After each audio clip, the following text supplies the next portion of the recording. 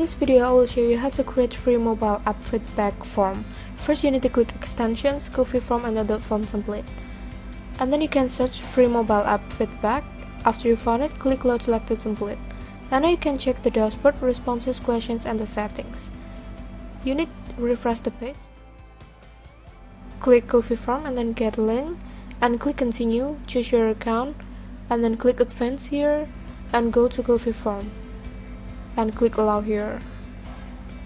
And now you will get a link like this. Just copy it and paste it into your search engine. Now the form is ready to use. You can also change the questions or anything in the form. For example, here I want to insert new row. I use text and just copy the text and change the questions. For example, here I use name and go to your form. It will show like this in the form. Or maybe you can change the question type here, like date or whatever, and don't forget to change the text too into date, and it will show like this in the form, so the audience can pick easily from the calendar here.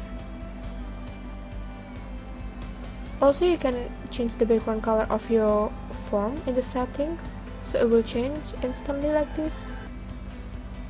Or maybe you can change the style of your title.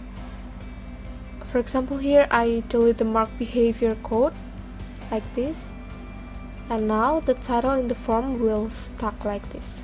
Thank you.